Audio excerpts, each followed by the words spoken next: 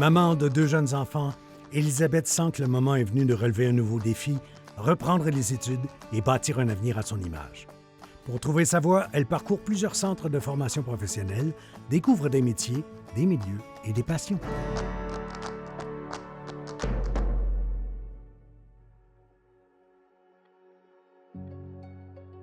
Enchantée, moi c'est Élisabeth. Bien, moi c'est Jérôme. Je suis enseignant au Centre de formation professionnelle en aménagement de la forêt. Qu'est-ce qu'on apprend dans l'aménagement de la forêt? Quand on fait le DEP, on devient technicien forestier. C'est la personne qui va aller sur le terrain pour prendre les inventaires forestiers, pour déterminer aussi quel type de travaux d'aménagement qu'on veut faire, du reboisement, de la récolte, de la préparation de terrain, des dégagements de plantation. En fait, il y a toutes sortes de travaux possibles.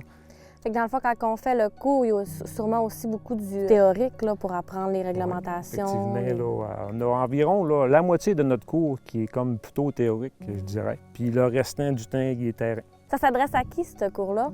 Le premier critère pour suivre le DEP en aménagement de la forêt, c'est vraiment d'aimer l'environnement naturel. Nous, le technicien forestier, on est sur le terrain, beau temps, mauvais temps.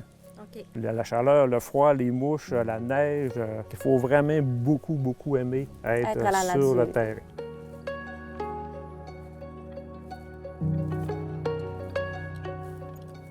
Une des premières tâches qu'un technicien forestier apprend dans son DEP, puis même une des tâches peut-être les plus fondamentales, c'est de venir apprendre l'âge d'un arbre. C'est que quand on va vérifier si un arbre est sur le bord de mourir ou encore en pleine croissance, ça va influencer ce qu'on veut faire avec notre forêt. Comment on va faire pour savoir de quel âge?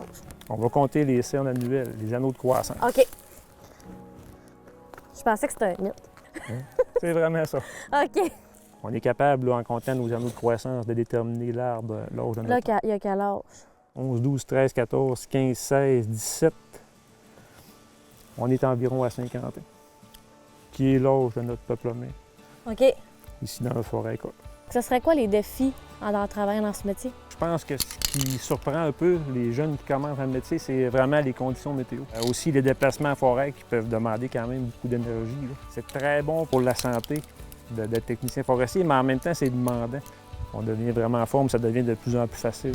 Ce qui est gratifiant aussi dans ce métier-là, c'est qu'on a une influence réelle sur l'avenir des forêts. Dans notre société moderne, on va vraiment vivre là, à fond de train. On veut des résultats tout le temps immédiats à tout ce qu'on fait. Puis la forêt, c'est une autre façon de voir les choses.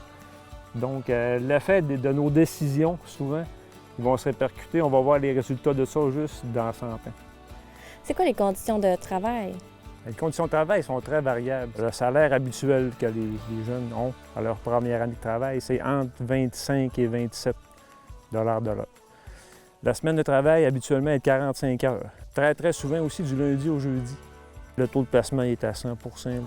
Un étudiant qui a son DEP et qui veut travailler, là, il est à 100 OK. Puis si je vais aller porter, dans le fond, mon nom à des places? En fait, il y a la grande industrie. On a aussi les coopératives forestières. La liste là, des employeurs, juste pour le Saguenay-Lac-Saint-Jean, là, j'ai une cinquantaine d'employeurs potentiels. Merci pour cette belle journée en nature. Ça me fait vraiment plaisir. J'espère que tu vas t'inscrire. Parfait, merci.